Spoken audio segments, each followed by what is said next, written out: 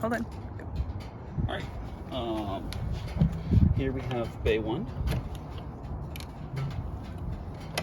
The pieces of note in bay 1 are these Lego blocks. These are leveling blocks. They are used to level the RV. If the RV is parked on asphalt concrete, it's probably level. If it's parked on dirt or gravel, it's probably not. There are exceptions to that. I've seen asphalt that's not level, and I've seen dirt that is. Leveling blocks, there's 2 bags, one here and then one right behind it. You can stack up to 5 of these blocks on top of each other to adjust the RV by 5 inches. You can stack the blocks to make pyramid shapes in order to make it easier for the RV to get up on top of them. I would not stack more than 2 blocks directly on top, but with a pyramid you could stack 4 or 5 total. Do be aware the back wheels are tandem wheels. If you stack blocks next to each other, they will slide relative to each other as you're trying to pull up onto them, and you won't succeed. What you're going to want to do is lay out 6 blocks, and then you're going to want to put blocks on top that interlock so that none of them can go anywhere. And then you put 2 more here, and that'll create something where you can't get these to slide relative to each other. You can pull up on top of them. And tandem wheels just means side by side, just like that.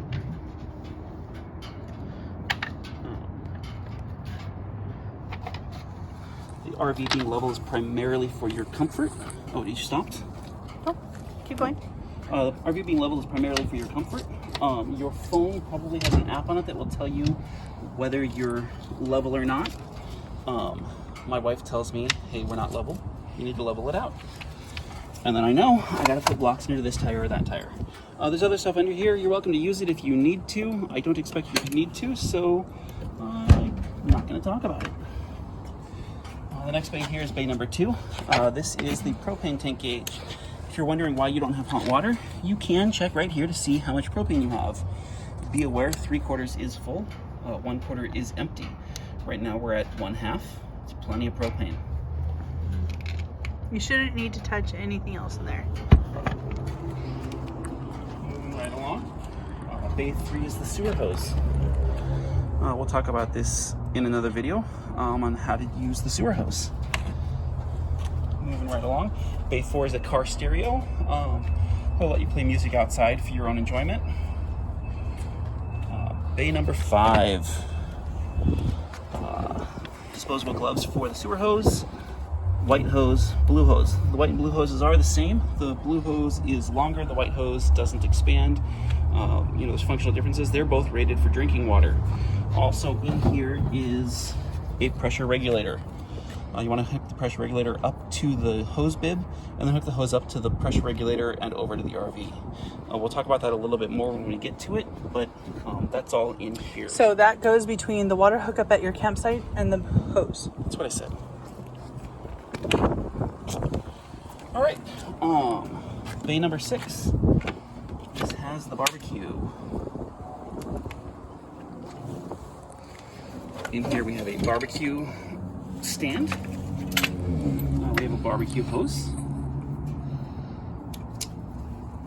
Barbecue hose has a collar, a lever, and a female end. You want to pull back on the collar, insert the hose, and click forward on the collar until you hear that click, and then open the valve. That is a good connection that will allow propane to go through. Okay, again, you pull back on the collar, you insert the hose, you push the hose in and push the collar forward until you hear that click, open it up. Now, this exact connection lives right here, a little rubber plug in it, and a little lever right here.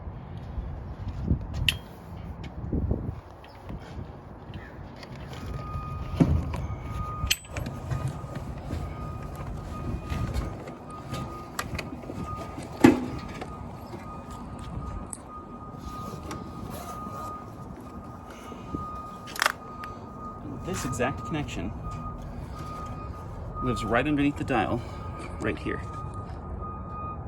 And that's how you get propane for the barbecue.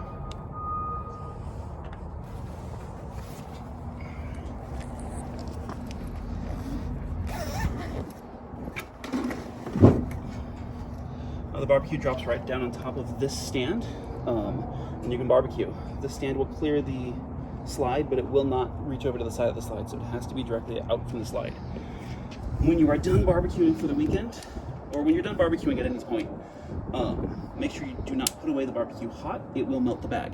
If you have to leave the RV while the barbecue is hot, simply transport the barbecue on its stand into the RV and lock it in there. Don't take it off the stand and don't try to put it away. And don't leave it out. The hose goes in here.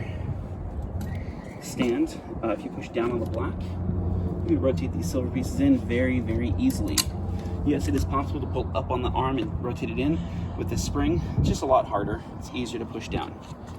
The stand goes in on top of the barbecue.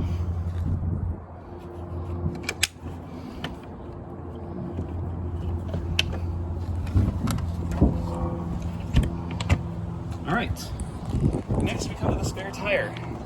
Do not use the spare tire. If you need a spare tire, call a professional. If your buddy John comes over with his truck jack, jacks up the RV, it will crush the truck jack.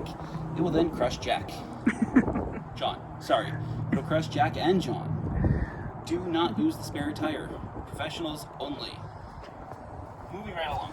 Not even all AAAs have the ability to swap a spare tire on an RV. You actually have to tell them your RV has a flat. Alright, your keychain will have 3 keys on it. Square key for the cab, an oval key for the house door, and a round key for everything else. Round key goes in, unlocks here.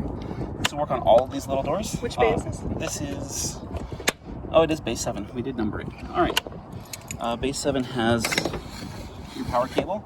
You're going to want to make sure that you pull the cable all the way out. Do not leave any power cable in the RV. You're going to want to turn the circuit breaker off on the pedestal, which it should already be.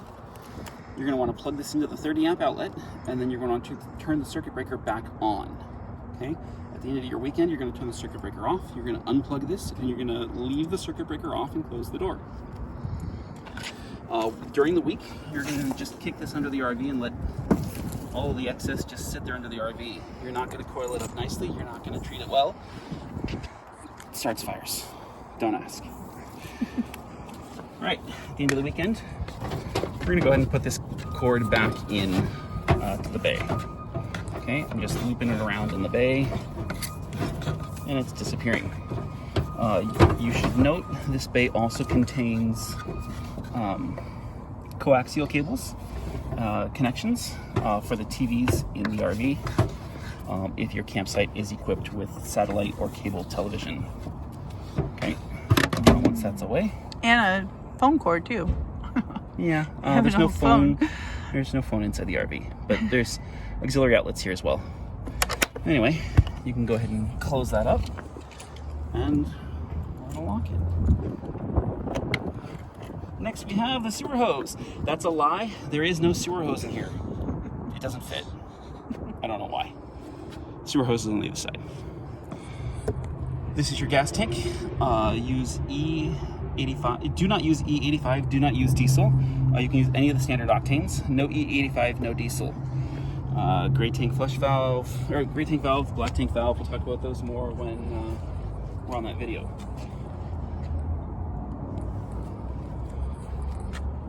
You don't. That's drains the fresh tank. You don't need to worry about that one. This is the city water connection. This is the sewer tank flush valve. City water connection is how you get water from the campsite to the RV. Bay 8 is the manifold. Now the lock here is a little bit fiddly. The blade of the keys goes towards the front of the RV, and it will work. You may have to wiggle it a little bit. All right, we have 5 switches, and we have a nice little diagram. When the switches are set to city water, as they are now, vertical, vertical, vertical, horizontal, horizontal, that would be city water. Water is coming from the city water connection right here, and it's going to all of the fixtures in the RV.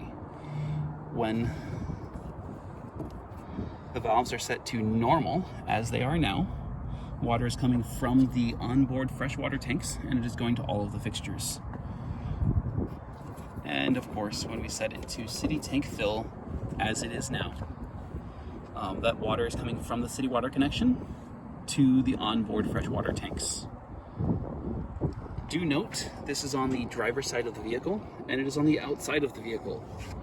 If you are on the freeway and little Susie says, I have to go potty, and runs back to the bathroom and uses the bathroom, and then cries because the toilet won't flush, and you remember, oh yeah, I didn't set it to normal. Well, you're on the freeway, it's too late to change anything. You cannot pull off to the side of the freeway and change this. You will get hit by a car. You must pull completely off the freeway, somewhere safe. Exit. An exit to the freeway, not the side of the freeway. Pull completely off the freeway, find a side street that's safe, or a parking lot, park somewhere, and then you'll want to change this to normal. Normal will let the freshwater tank feed the fixtures. We usually keep about 1/3 of a tank of water in the RV at any time. If you want to make sure you have water, or if you want more than 1/3 of a tank, you should fill it yourself using the city tank fill setting. And I'm going to set this back to city water because that's what I'm going to need to use it in next. All right. This is the shower. The shower will help you rinse off your feet. There's a little volume control here that controls a little bit of water to a lot of water. It does not have an off setting. Hot water, cold water. Obviously the hot water is not going to work unless the hot water heater is running. Okay, and there's a little switch right here to let you turn on the water pump if you are in normal mode. If you are in city water mode, you do not need to use the water pump. So why am I showing you the outdoor shower? Well, because it's the easiest way to drain water pressure from the hose line. When you are putting away everything for the weekend, you're gonna have a hose hooked up to this water connection, the city water connection, and you're not gonna be able to twist that off because there's water pressure in the hose. You're gonna need to drain that water pressure. You can do so by opening a faucet inside with the sewer hose bib off, with the hose bib off, or you can do it by using the outdoor shower, which is conveniently located right here. Once that water pressure has been drained, you'll have a much easier time rotating this and disconnecting the hose. Do make sure you disconnect the hose from both this end and the other end, and then coil the hose up, letting all of the water drain out, and then connect that hose back to itself and put it away in the appropriate bay. I like this outdoor shower because I will not allow us to use our RV with sand on our feet. So I make all of us rinse off our feet here outside the RV and walk around to the door of the RV and use a towel to dry off our feet and go inside. Conveniently, the outdoor shower is located away from the front door of the RV so that you're not walking through that puddle of water you just made cleaning your feet off when you're trying to get in and out of the RV all the time. Anyway, thanks for watching.